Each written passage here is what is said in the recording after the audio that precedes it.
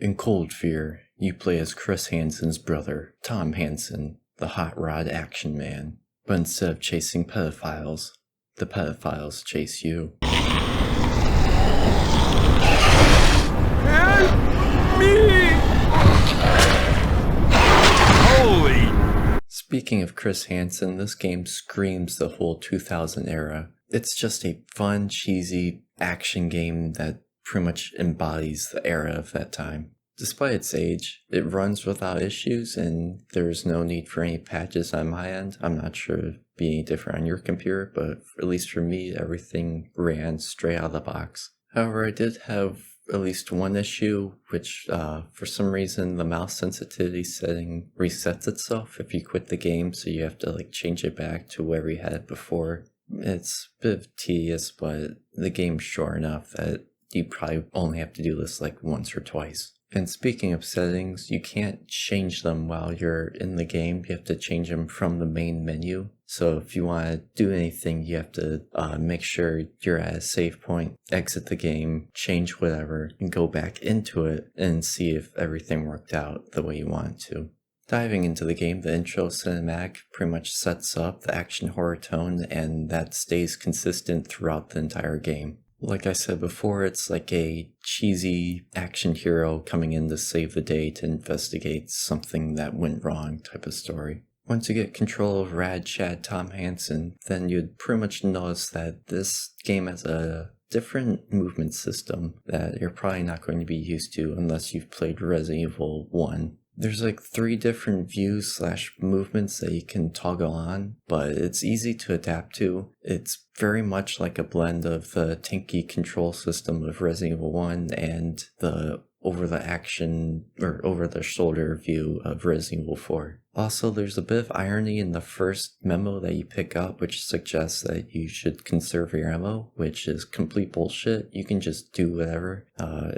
Ammo's not really a big problem in this game. You get plenty of it. As long as you don't suck ass and you don't go wild with your shots, you'll be fine. Plus, if worse comes to worse, you always have your meaty elbows to rely on. Also, there's some irony in it because shortly after, you have to shoot an electrical box to open up a door, so yeah, the game takes its action theme to heart. However, you can't carry a surplus of ammo with you or medkits in that matter because there is no inventory system. You pretty much just take whatever you can carry and wherever the game will allow you. So you have to memorize where you leave certain items, which isn't a big problem because you'd be doing a lot of backtracking. And you're able to scavenge off of dead bodies, so you'd be able to find medkits, ammo off of them, and you can just go on the fly and live on the land, I guess. In terms of your arsenal, you get pretty much the standard weapons that you'd expect from a game like this, except for a spear gun that lures enemies to a spot. That way you can, say, put them into a trap or just use your grenade launcher or flamethrower to kill the bunch. But I do have to say that the weapons that don't have a red laser sight on, it's hard to tell where you're aiming, so you have to kind of just learn where the arc of the projectile goes or just hope for the best. The boat also plays a role in the gameplay too, so say if it tilts, you can't run up against it, else you're going to lose your footing and you'd slide off the boat. And it does a good job at teaching you this because it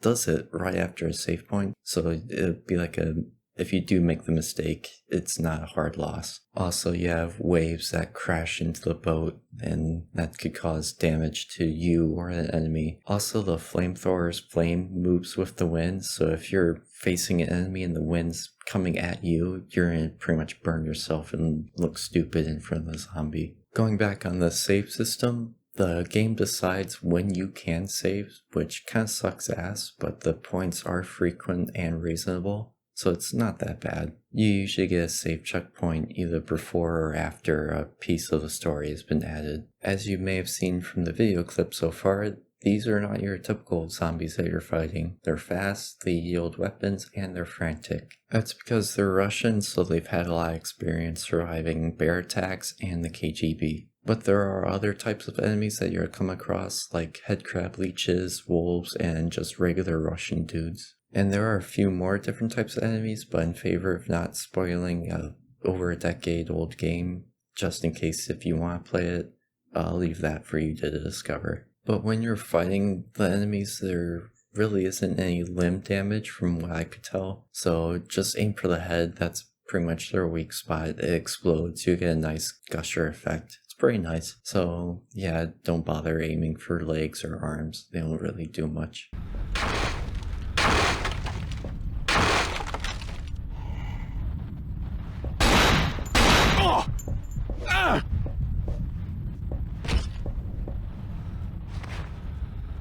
And while you're fighting the enemies, there's a standard electric beat soundtrack that plays in the background, which pretty much gives a pumped up time to kick ass type of vibe. So there's really never a moment of eeriness or uneasiness because of the soundtrack, and the game's not really designed for horror. So you can definitely tell so far that this game's more action than horror. The horror's mainly as a filter. Action first and foremost. Don't expect much of the horror except for a few jump scares.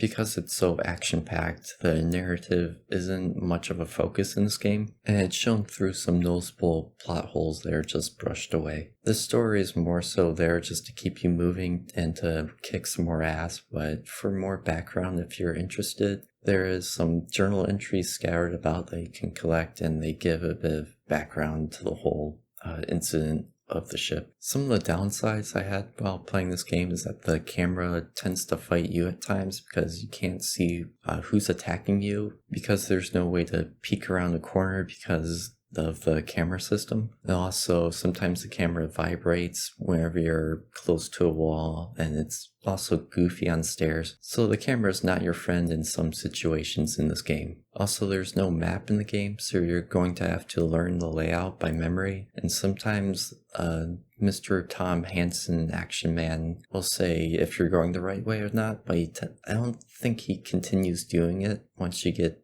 over the halfway point of the game, because he never did it during that half, but he did do it in the first half, so I'm not sure what happened with that. And it would have helped to have a map because there's a lot of backtracking, so I guess you'd end up having it be embedded in your memory, but you still get lost, especially near the end of the game, because during that I had no idea where to go most of the time, and I had to just go through the tried and true keep going where there are enemies. The voice acting is a bit bitchy from everyone. I'm not sure why. Maybe they're just having a hard time, fighting Russian zombies on a ship. That's not going too well. But the bitchiness is just included in every little thing that they do. It's a bit tedious and cringy, I guess, at times, for lack of a better word. So expect to hear a lot of sass coming out of their asses. Hush, I am coming back and I'm bringing help. Then I will try to hold out until you return.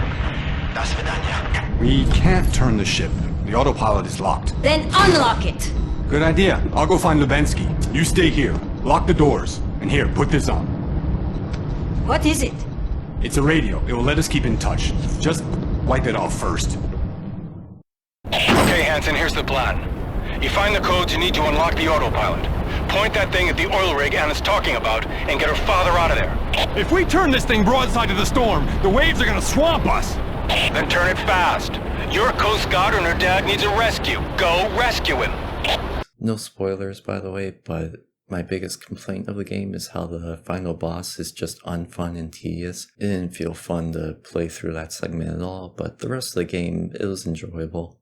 Except for getting lost, of course. And to drive home that this is an action game and the narrative just doesn't matter too much. There's no aftermath told once you beat the game, so it's like you beat the final boss and then that's it. There's really nothing else that goes on afterwards. So if you care about the story, you probably shouldn't play this game, and if you just care a smidge, then you're going to be disappointed. So just don't care about the story. Just go in and just start practicing for your first day of school. Cold Fear is short with only 5 to 6 hours that it'll take to beat it. It's still a good old game to play just in case if you're needing to scratch that action horror itch and you don't mind playing an older game that has a dated movement system, including an odd way to use the settings. So I'd recommend it in that regard, and you're not going to miss out much if you don't play it, but in case if you're in a drought of not being able to play other games because there's nothing coming out, I'll give this one a try. That's it for this one. Hopefully you found this review helpful, and see ya.